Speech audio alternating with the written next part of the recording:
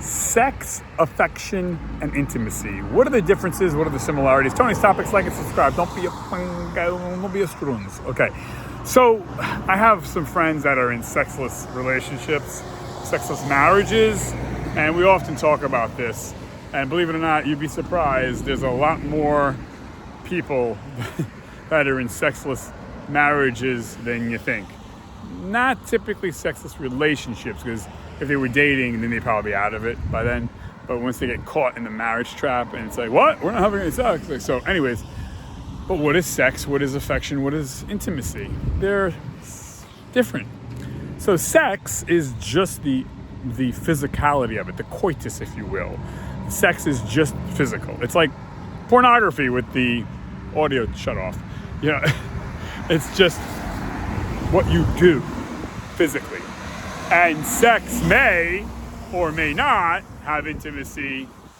I have to yell because these fucking trucks here in Jersey. Every time I got to do an episode, these strunzes come out of nowhere. If I wasn't doing this, there wouldn't be a car in the road. Anyways, so sex may or may not have intimacy. Sex may or may not have romance or affection. And you could have romance or you could have intimacy or affection and not have actual sex. So they're intertwined, they're parallel, but they're not always the same. So sex is just what you physically do. Intimacy is more in the mind. You can be extremely intimate with somebody but never touch them, never see them. You can have deep intimacy with somebody over the phone.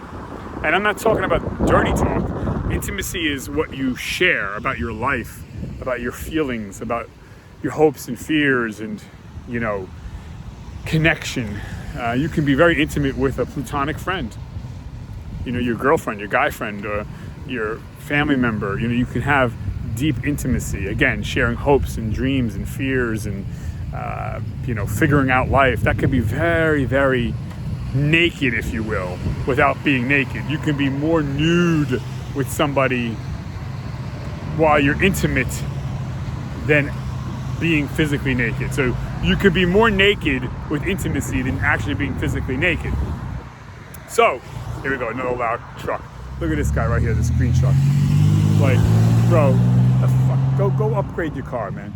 Go get a tune-up. It's shit too, but it's New Jersey. All right, so where was I? Anyways, by the way, you like golden retrievers? The golden retriever is the best dog ever, right there. Oh, love the golden. I used to have one. Anyway, so yeah, you can have intimacy that's more naked, more nude than actually being physically nude, believe it or not. I swear to God, every time I gotta talk, look at this shit. Look what I gotta put up with. Okay, hold on. Anyways, what was I saying? So, yeah.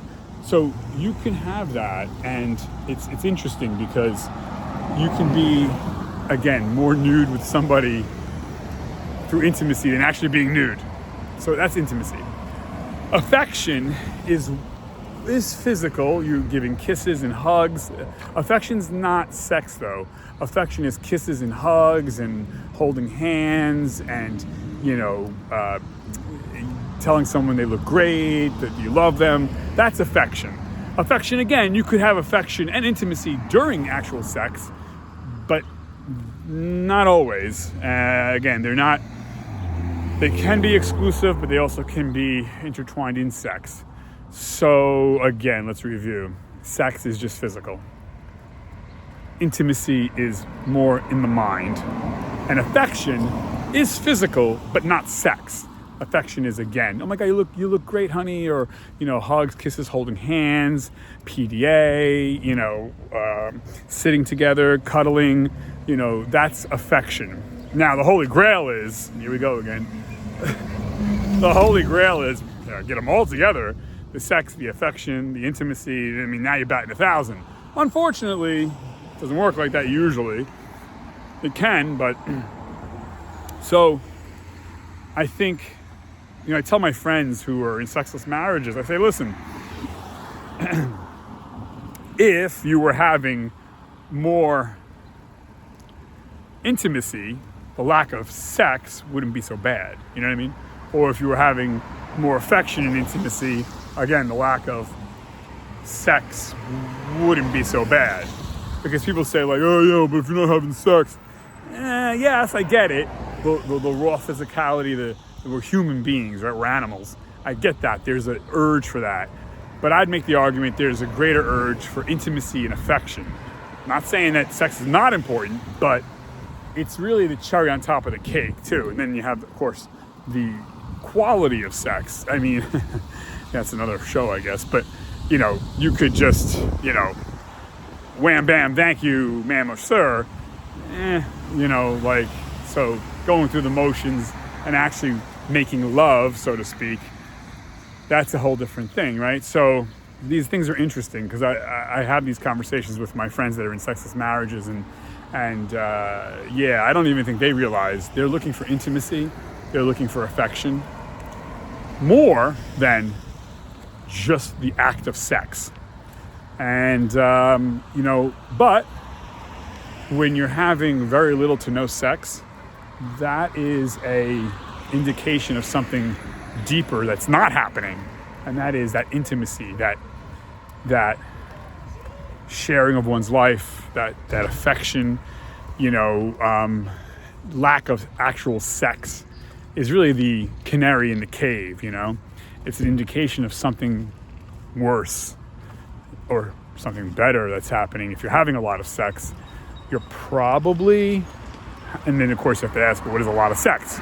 Once a day, once a week, because different couples think a lot is different. You have to define what a lot means. But let's just say you're having sex twice a week, right? Which would be probably pretty healthy. You probably have the other box checked. You probably are having a lot of intimacy. You're probably having a lot of affection. So again, that lack of sex is really an indication of something worse happening, I mean, there have been people who have had a lot of sex, but they don't have intimacy. They don't have affection. True. But I think typically they're linked together. They're not the same thing as we spoke about, but they're in the same boat.